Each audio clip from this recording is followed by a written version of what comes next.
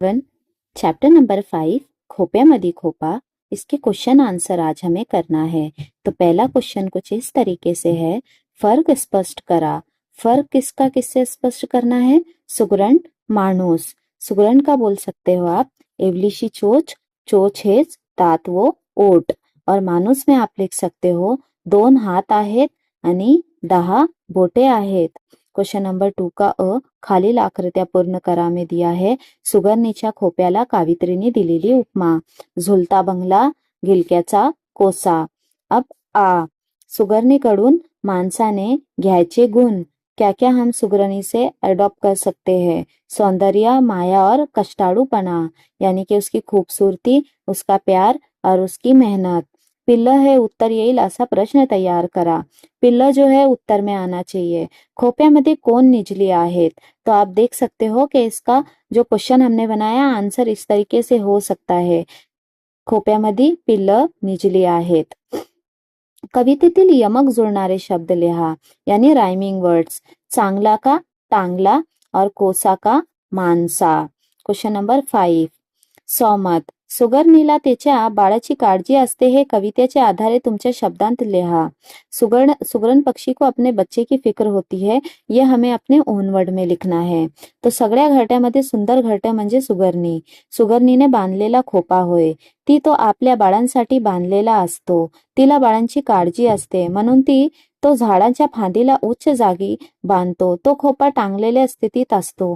क्या कहा गया है कि सुगरण पक्षी को अपने बच्चे की फिक्र होती है और सबसे खूबसूरत जो घर होता है वो सुगरण पक्षी का ही होता है।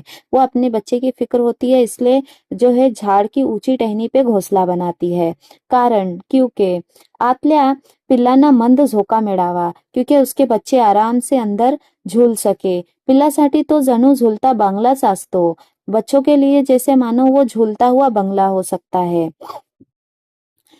त्या खोप्यामध्ये तिची पिल्लं सुखरूप व शांत झोपावीत ही तिची अपेक्षा असते। वो ये चाहती है कि उस खोपे में उसके बच्चे जो है बहुत आराम से सो सके। सुगरणीचा जीव तिच्या बाळामध्ये गुंतलेला असतो। उसका जो है उसकी जान पूरी अपने बच्चों में फंसी हुई होती है। ती आपल्या पिल्लावर खूप माया करते। वो अपने बच्चों से बहुत प्यार करती है। जणू तिने स्वतःची प्राणांचाच झुलणारा खोपा केला असतो। मानो ऐसा लगता है जैसे उसने खुद का ही जो है जान का जो है वो एक खोपा बनाया है।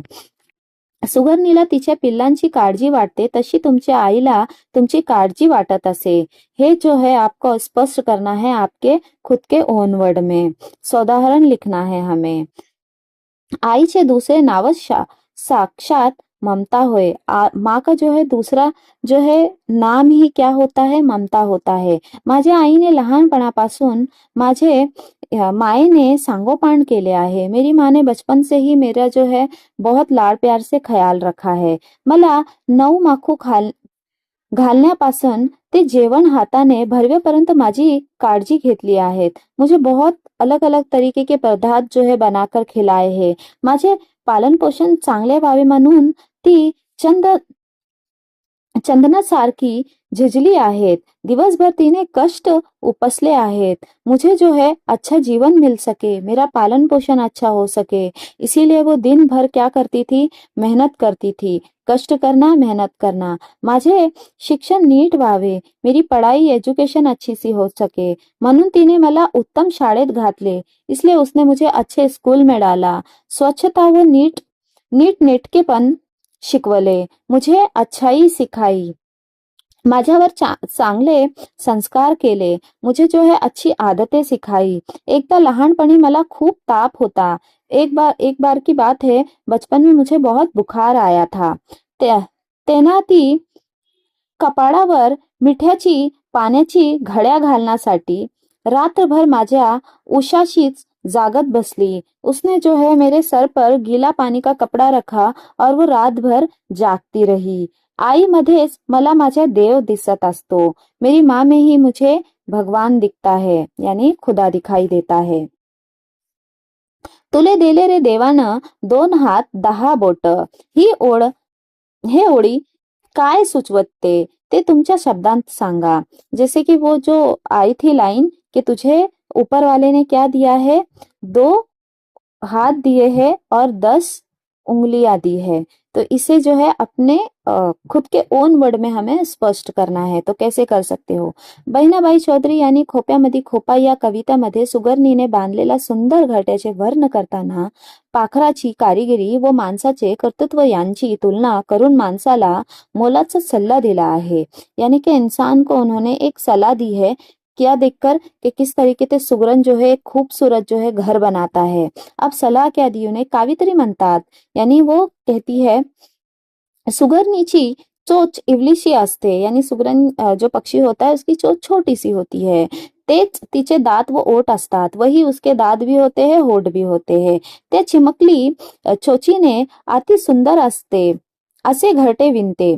यानी कि वो छोटी सी चुमुकली अपने जो है छोटे से जो है चोंच और जैसे उसे ओठ कहा गया है दांतों को, उससे जो है खूबसूरत सा घर बनाती है।